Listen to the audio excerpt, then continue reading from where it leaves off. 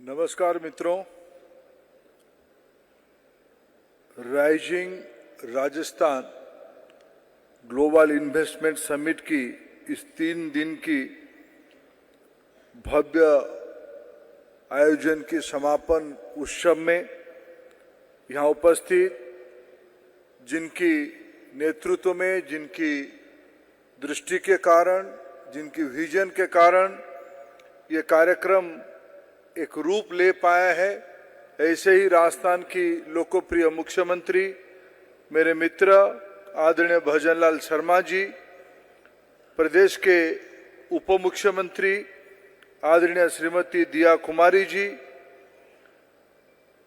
प्रदेश की उप मुख्यमंत्री आदरणीय वेरुआ जी, प्रदेश की इंडस्ट्रीज एंड कॉमर्स विभाग के मंत्री मेरे मित्र आदरणीय राज्यवर्धन राठौर जी, यहाँ उपस्थित राजस्थान सरकार के सभी आदरणीय मंत्रीगण, विधायक और सांसद मित्रगण, समाज जीवन के अनेक वरिष्ठ महानुभाव और राजस्थान के इस इन्वेस्टमेंट समिट में देश और विदेश से आए हुए सभी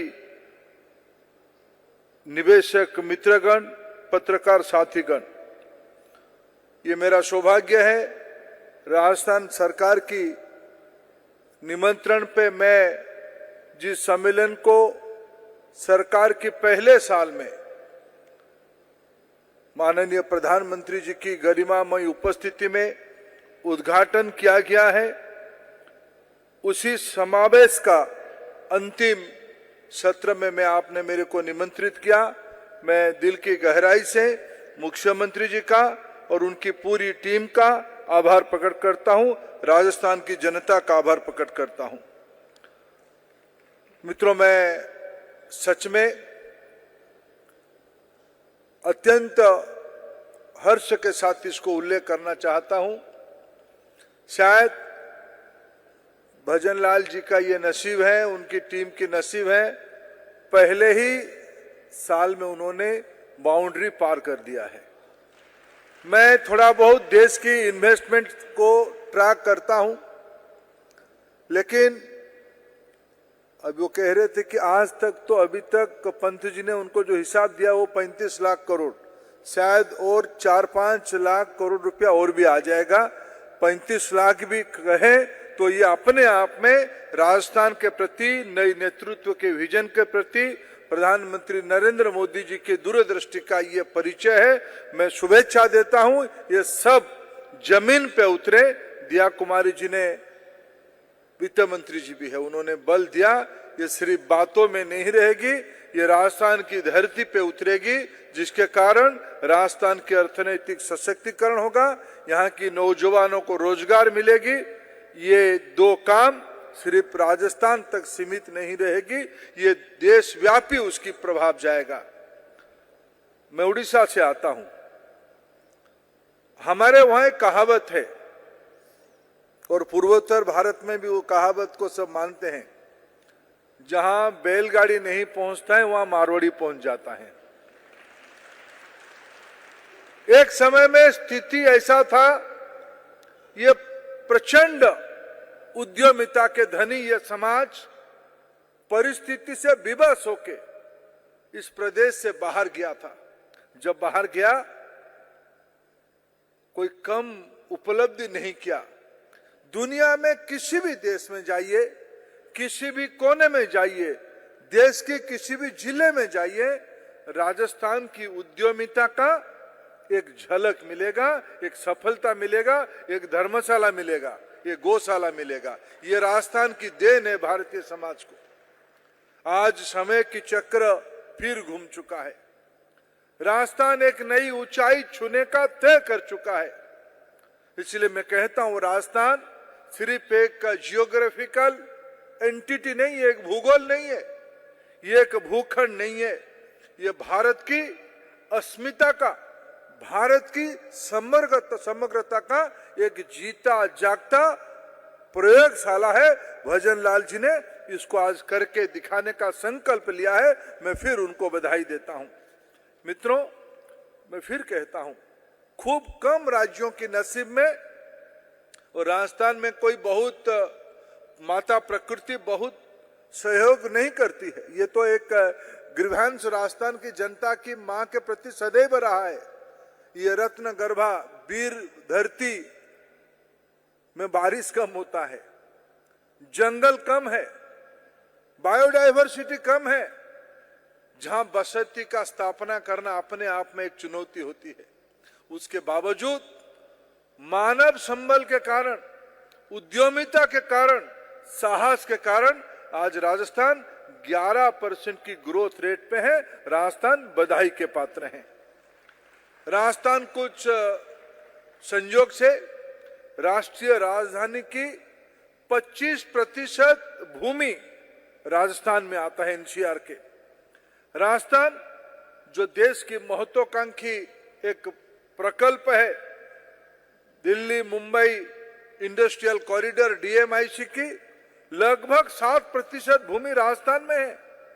मैं निश्चित रूप में आगे जिस प्रकार की योजना आपने बनाई है, जिस प्रकार की नीति स्पष्टता, भले ही भजनलाल जी की नई टीम हो, नई टीम बीच बीच में ट्रिपल सेंचुरी भी लगा देता है। मैं पहले साल में ये पूरा अनुभव करके जाता हूं, ये विजय सुनिश्चित है। और ये 60% की जो डीएमआईसी की कॉरिडोर है, ये देश जब आज तो 5वें स्थान पे है अर्थनीति में, आने वाले 3 साल में हम 3 स्थान तक पहुंच जाएंगे, नंबर 3 हो जाएंगे। और 2047 ये अमृत काल में भारत की नियति में तय है, हम दुनिया की सबसे ताकतवर अर्थनीति बनेंगे और राजस्थान उसकी नेतृत्व करेगा। इसमें कोई मेरे मन में संदेह नहीं है। मैं अग्रिम शुभेच्छा देता हूं। आप गुजरात और महाराष्ट्र की पोर्ट के नजदीक हो, आपके पास मित्र कोई भी समाज को आगे जाने के लिए सिर्फ मटेरियल संसाधनों की, भौतिक संसाधनों की पर्याप्त होने से नहीं होता है। जिस समाज में ज्ञान रहती है, जिस समाज में हुनर रहती है, जिस समाज में संवेदना रहती है, वो समाज आगे बढ़ती है। राजस्थान ये तीनों गुण की धनी है। राजस्थान शिक्षा की एक अनन्य प्रतिष्ठान है। राजस्थान की सदैव मैं देश भर में घूमता हूं। देश की सारे अकाउंटेंट किस कारण से हो, राजस्थानी होते हैं।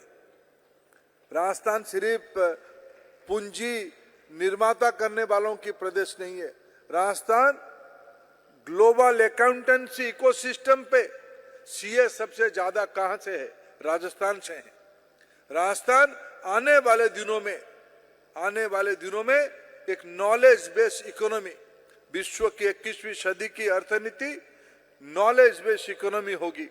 और ये सारे विषयों को राजस्थान में आज आईआईटी खुले हैं, एनआईटी पहले से हैं, सेंट्रल यूनिवर्सिटी खुला है, यहाँ राज्यों के अनेक गुणात्मक विश्वविद्यालय है। ये सारे समूहों को एकत्रित करके राजस्थान में एक नॉलेज बेस्ड सोसाइटी 21वीं सदी की आवश्यकता को ध्यान में रखते हुए नई स्किल सेक्टर में, अभी उल्लेख कर रहे थे भजनलाल जी, ज्ञान और हुनर दोनों की, और प्रधानमंत्री जो ये मानते हैं डिग्री से महत्वपूर्ण योग्यता है, दक्षता है, कॉम्पिटेंसी है।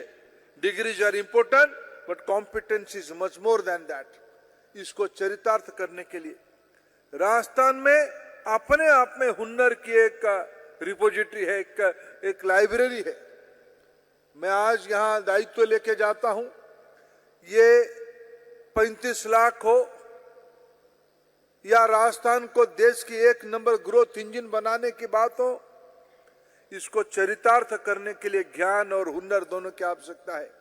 उसमें इस बार की राष्ट्रीय शिक्षा नीति ने भाषा पे जोर दिया है।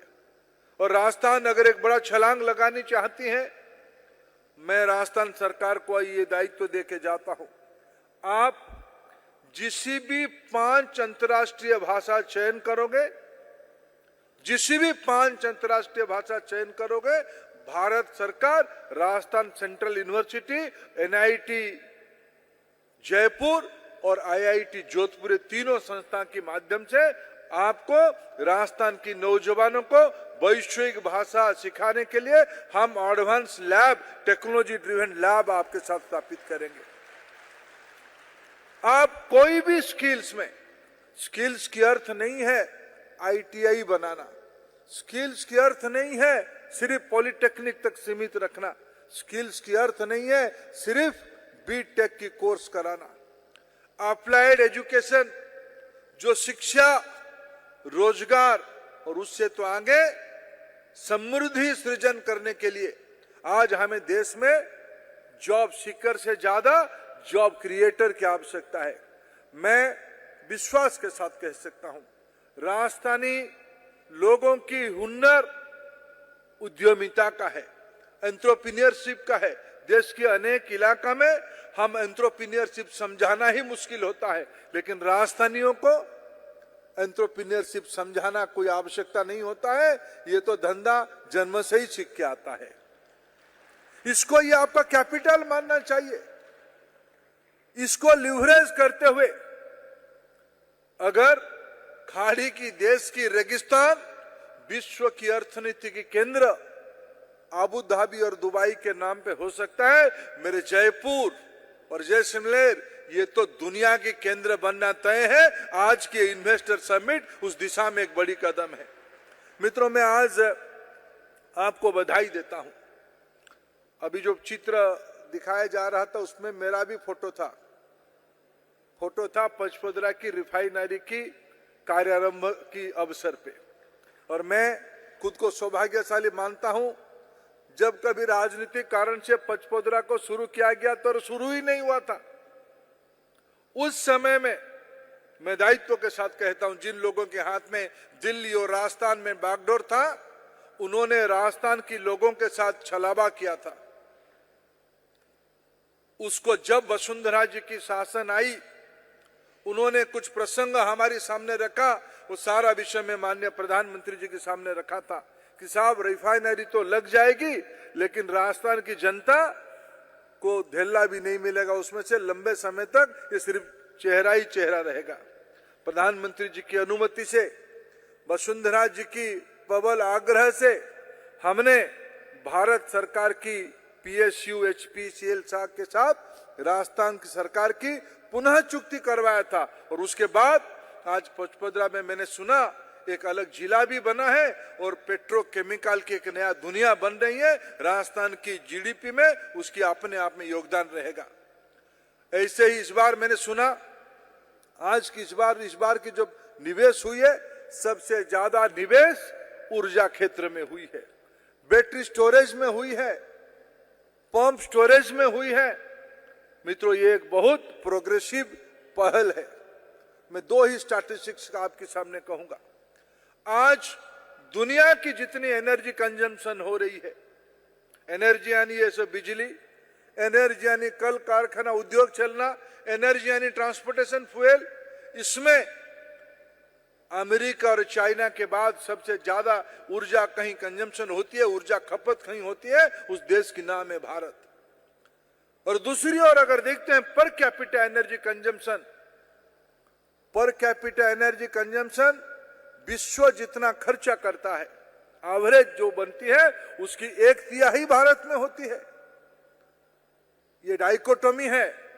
आने वाले 20-25 साल में, इस अमृत काल में हम दुनिया की 1 नंबर एनर्जी कंज्यूमर बन जाएंगे। और प्रधानमंत्री जी ने वैश्विक समुदाय को जवाब दे के आए हैं कोप की मंच पे कि 2070 तक भारत क्लीन एनर्जी की रिपोजिटरी बनेगा, क्लीन एनर्जी ही बनाएंगे, न्यू एनर्जी बनाएंगे।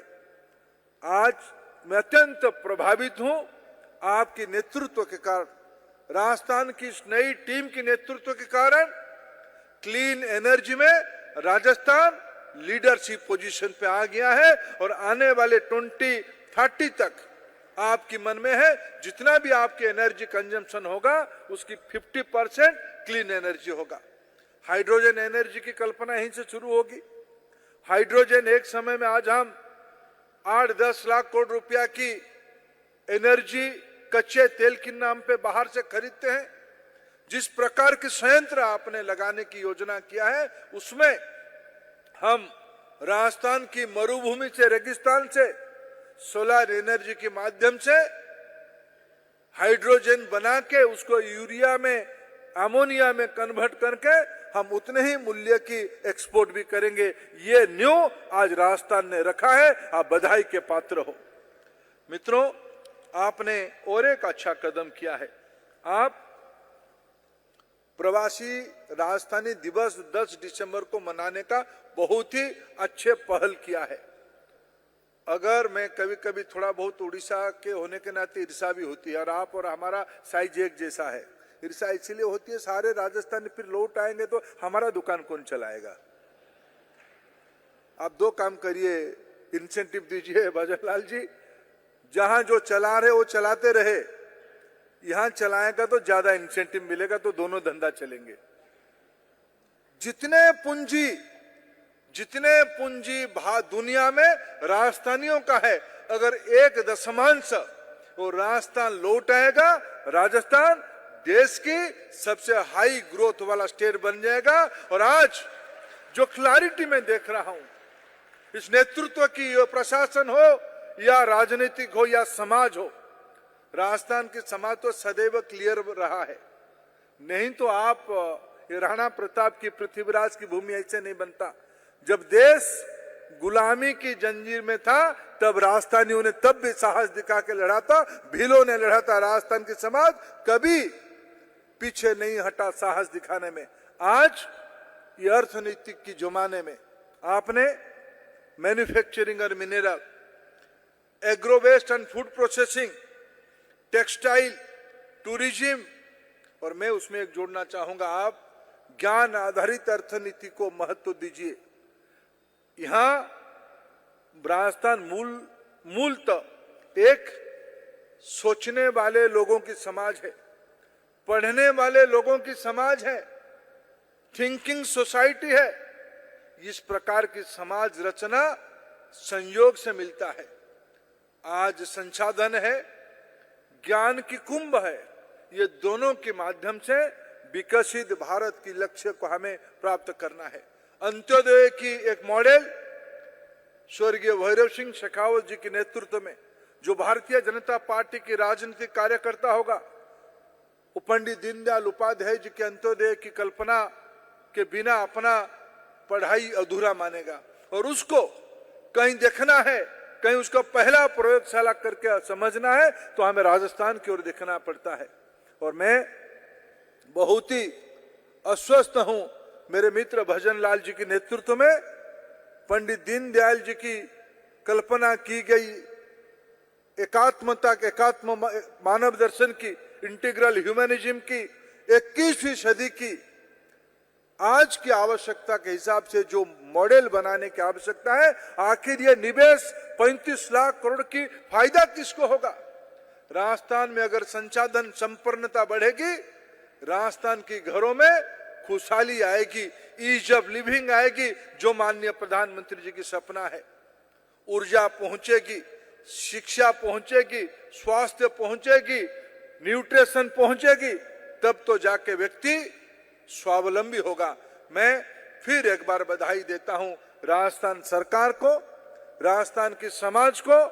आप संघीय व्यवस्था में अगर राज्यों के अंदर स्पर्धा होगी, राज्यों के अंदर एक सही प्रतियोगिता होगी, तब हमारी देश फल फूलेगा। विकसित भारत तब संभव होगा अगर विकसित राजस्थान होगा। विकसित राजस्थान, कभी सोचिए बीमारू का आर कहां से था परिचय, आर राजस्थान के नाम से था। आज वो आर राइजिंग की ओर बढ़ रहा है, रिसर्जेंस की ओर बढ़ रहा है। इसी के लिए मैं आपको बधाई देता हूं। फिर एक बार आपने मेरे को आज के कार्यक्रम में तो राजस्थान की नई भाग्योदय करने की जो आज यज्ञ किया गया है, इस यज्ञ में हमें भी शब्द की आहुति देने का अवसर दिया। बहुत बहुत धन्यवाद। भारत माता की जय। जय राजस्थान।